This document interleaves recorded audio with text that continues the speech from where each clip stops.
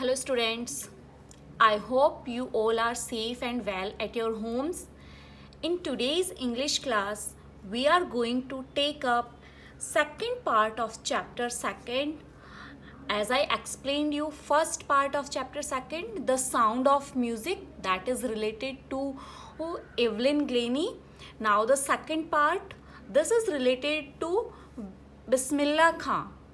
As you know, he is a very famous shehnai वादक.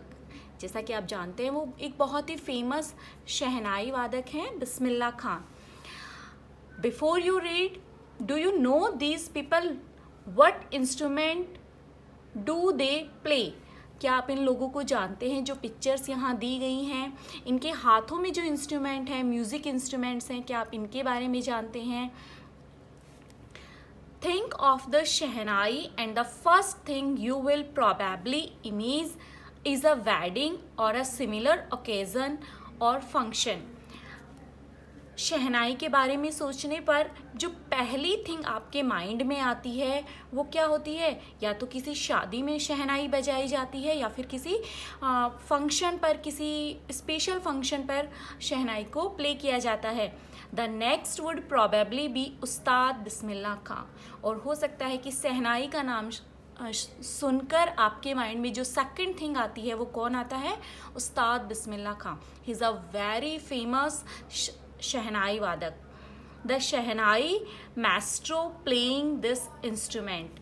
ये शहनाई के मास्टर हैं, बहुत ही फेमस प्लेयर हैं, ये शहनाई बजाते हैं. Before starting the chapter, let's discuss some word meanings that is very important for your chapter.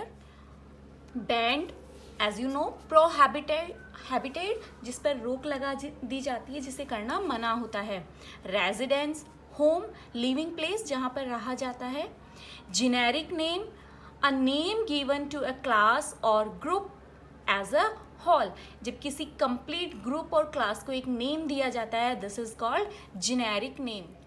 Raided, it means wind instruments which have reeds like the flute, the clarinet etcetera. ये instruments होते हैं जो flute जैसे होते हैं. बांसुरी आप लोगों ने देखी भी होगी. एक स्टिक होती है जो जिसके अंदर होल बने हुए होते हैं.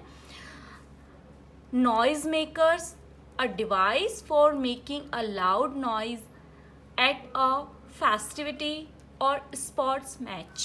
स्पोर्ट्स मैच और फेस्टिवल्स पर जो आवाज़ करने के लिए noise makers, speakers, you can से स्पीकर जो लगाए जाते हैं.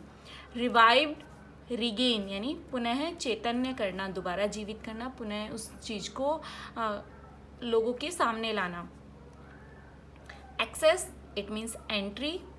मेलोडियस, इट मीन्स ट्यूनफुल, जो बहुत ही ज़्यादा मधुर होता है, melodious. Auspicious, it means promising to bring good fortune, जिसमें प्रॉमिस किया जाता है अच्छा भाग्य आने का, जिसे हम कह सकते हैं पवित्र. Indispensable, it means without which a piece of work can not be done. It means जिसके बिना काम बिल्कुल भी ना किया जा सके, काम का एक सिंगल पीस भी ना हो, that is indispensable. Ensemble, the spelling starts with en, but the pronunciation of this word is ensemble. Things considered as a group. स्थापत्य कला विशिष्ट समूह है. इट मीन्स जहाँ पर जो कला के, जो आर्ट से रिलेटेड पर्सन्स होते हैं, जो बहुत ही एक्सपर्ट होते हैं अपने वर्क में, उनका ग्रुप. Ancient, as you know, earliest, जो प्राचीन होते हैं हमारे. Paternal, ancestors, it means ancestors of the father, जो फादर के पूर्वज होते हैं, जिन्हें हम पूर्वज भी कह सकते हैं, पैतृक भी कह सकते हैं. Forefathers also we can say, पूर्वज. फैसिनेटेड, इट मीन्स ग्लेमर, चकाचौंध. अकम्पनिंग, इट मीन्स प्रोवाइडेड, उपलब्ध. एम्प्लॉयड, इट मीन्स पोस्टेड, किसी को एम्प्लॉय किया जाता है, किसी पद पर नियुक्त किया जाता है. सिट कैप्टिवेटेड, इट मीन्स कैद हो जाना.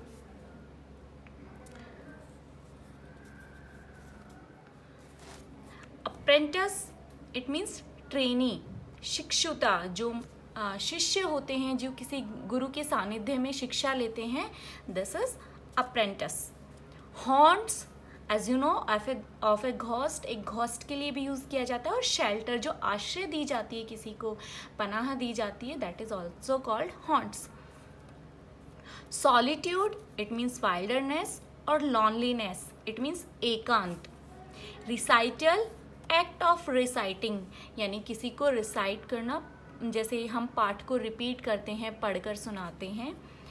On and for a very long time without stopping, बिना रुके बहुत लंबे समय तक। मैस्ट्रो इट मीन्स डायरेक्टर, निर्देशक। Souvenirs it means things given in memory of a place, person और इवेंट, जो चीज़ें यादगार होती हैं, that is called souvenirs. Let's begin the chapter. In part first, the sound of music, I explained you the story of Evelyn Glennie that was completely deaf, but she became a great musician. In this part, I will explain you the story of Bismillah Khan, who is a great Shehnai player. Emperor Aurangzeb banned the playing of a musical instrument called pungi in the royal residence, for it had a shrill, unpleasant sound. जो emperor Aurangzeb थे, उन्होंने अपने जो court था, royal residence था, शाही निवास था, वहाँ पर एक म्यूज़िकल इंस्ट्रूमेंट जिसे पुंगी कहा जाता था, उसे बैन कर दिया था बजाना, क्योंकि उसकी जो साउंड थी वो बहुत ही अनप्लीजेंट और शिल, चुभने वाली थी, बहुत ही तीखी सी चुभने वाली साउंड थी। So Aurangzeb banned pungi in his royal court. Pungi became the generic name for reeded noise makers. जो पुंगी था उसे नॉइज़ मेकर्स का पर्याय मान लिया गया था कि जो पुंगी है ये बहुत ही ज़्यादा नॉइज़ मेकर इंस्ट्रूमेंट है. Few had thought that it would one day be revived. कुछ लोग मानते थे कि एक दिन ये दोबारा रिवाइव्ड होगी, दोबारा पुनर्जीवित होगी. इट मीन्स इसे दोबारा से बजाया जाने लगेगा, क्योंकि जो लोग बजाते थे उन्हें तो अच्छी लगती थी. A barber of a family of professional musicians who had access to the royal palace decided to improve the tonal quality of the pungi. एक बार्बर फैमिली से बिलोंग करने, जो बार्बर फैमिली के मेंबर थे, जो प्रोफेशनल म्यूजिशियन थे, professionally वो music play करते थे, बट उनकी जो कास्ट थी वो बार्बर कास्ट थी, नाई कास्ट थी. उन्होंने रॉयल प्लेस में वो म्यूजिशियन थे, उन्होंने डिसाइड किया कि जो पुंगी है उसकी टोनल जो क्वालिटी है, उसकी जो टोन की क्वालिटी है, मैं उसे इम्प्रूव करूँगा. A barber decided that I will improve in pungi. He chose a pipe with a natural hollow stem that was longer and broader than the pungi. उसने एक नेचुरल हॉलो, जो नेचुरल रूप से अंदर से खोखली थी, ऐसी लकड़ी उन्होंने चूज़ की. लाइक जो बैम्बो स्टिक होती है, बांस जो होती है वो हॉलो होती है, बीच में से खाली होती है, खोखली होती है. तो उन्होंने एक ऐसी वुड की पाइप ली जो कि नेचुरली हॉलो थी, साथ ही जो पुंगी की साइज़ थी उससे कुछ लंबी थी और उससे कुछ ब्रॉडर यानी चौड़ी थी. And made 7 holes on the body of the pipe, और जो पाइप था उसकी बॉडी पर उसने 7 holes बना दिए. As you can see in the bansuri flute के अंदर आप देख सकते हैं बांसुरी में जो हॉल्स बने होते हैं. When he played on it closing and opening, some of these halls soft and melodious sound were pronounced. जब उसने इसे प्ले किया तो उसने कुछ जो हॉल्स थे उन्हें कभी क्लोज किया, कभी ओपनिंग किया. ओपनिंग और क्लोजिंग जो हो रही थी हॉल से, उससे बहुत ही मेलोडियस जो साउंड है वो प्रोनाउंस हो रही थी, बहुत ही मेलोडियस साउंड क्रिएट हो रही थी. He played the instrument before royalty and everyone was impressed. उसने जो ये म्यूजिकल इंस्ट्रूमेंट न्यू क्रिएट किया था उसे रॉयल्टी यानी राजा के सामने प्ले किया और हर कोई उससे बहुत इम्प्रेस्ड हुआ.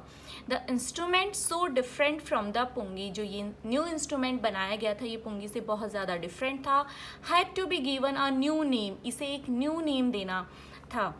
As the story goes, since it was first played in the Shah's chambers and was played by a nai यानी बार्बर, जो कास्ट मैंने आपको बताई थी कि एक बार्बर कास्ट के द्वारा ये बनाई गई थी. The instrument was named the shehnai. जो इसके पीछे कहानी है कि इसका जो नेम रखा गया था शहनाई का, वो क्यों रखा गया था? क्योंकि ऐसा माना जाता है कि फर्स्ट टाइम ये शाह जो राजा थे उनके चैम्बर में बजाई गई थी, शाह के चैम्बर में बजाई गई थी और एक नाई के द्वारा बजाई गई थी. सो इसका जो नेम दिया गया वो दिया गया shehnai. This is the story behind the name of shehnai. The sound, you can see the pictures, this is pungi and this is shehnai. These are different in shape. The sound of shehnai began to be considered auspicious. जो शहनाई की sound थी उसे बहुत ही auspicious, पवित्र माना जाने लगा. ऐसा माना जाने लगा कि ये अच्छा भाग्य लेकर आती है. And for this reason it is still played in temples and is an indispensable component of any North Indian wedding. यही रीज़न था, क्योंकि इसे ऑस्पिशियस माना जाता था, यही रीज़न था कि इसे नॉर्थ इंडिया के टेम्पल्स में और जो नॉर्थ इंडिया की वेडिंग्स होती थी उसका एक पार्ट बना दिया गया. ये कंपलसरी कर दिया गया कि जो भी वेडिंग्स होंगी वहाँ शहनाई प्ले की जाएगी. In the past the shehnai was part of नौबत और traditional ensemble of 9 instrument found at royal courts. पुराने समय पर, पास्ट के टाइम पर जो शहनाई थी वो जो नौबत का एक पार्ट मानी जाती थी. नौबत जो रॉयल कोर्ट होते थे वहाँ पर 9 इंस्ट्रूमेंट रखे जाते थे, 9 इंस्ट्रूमेंट रखे जाते थे ट्रेडिशनली. उन इंस्ट्रूमेंट्स में रॉयल कोर्ट में उनका एक पार्ट मानी जाती थी. आपने सुना होगा जो रॉयल कोर्ट थे वहाँ पर म्यूज़िक को बहुत इम्पोर्टेंस दी जाती थी और उसके लिए वहाँ पर इंस्ट्रूमेंट्स होते थे. तो जो इंस्ट्रूमेंट होते थे उन्हीं में जो शहनाई है उसको भी जगह दी जाती थी. Till recently it was used only in temples and weddings. वर्तमान तक जो शहनाई थी उसे टेम्पल्स में और शादियों में ही बजाया जाता था, वहीं तक इसकी पहुँच थी. The credit for bringing this instrument on to the classical stage goes to उस्ताद बिस्मिल्लाह खान. इस इंस्ट्रूमेंट को, इट मीन्स शहनाई को क्लासिकल स्टेज तक लाने का जो श्रेय जाता है वो उस्ताद बिस्मिल्लाह खान को जाता है. उन्होंने ही शहनाई को एक नई इंटरनेशनल लेवल पर एक न्यू आइडेंटिटी दिलवाई, एक न्यू पहचान दिलवाई. As a 5 years old Bismillah Khan played Gilli Danda. As you know, Gilli Danda is a game near a pond in the ancient estate of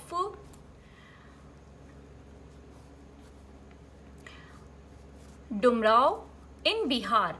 जब बिस्मिल्लाह खान 5 years के थे तो वो बिहार के एक जो प्राचीन गांव था डुमराव, वहाँ पर पोंड के किनारे, एक तालाब के किनारे गिल्ली डंडा खेलते थे.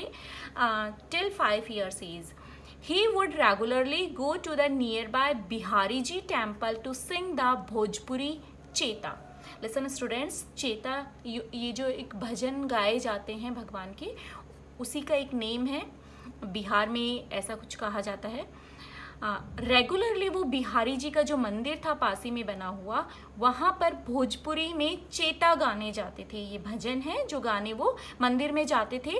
At the end of which he would earn a big laddoo weighing 1.25 kg.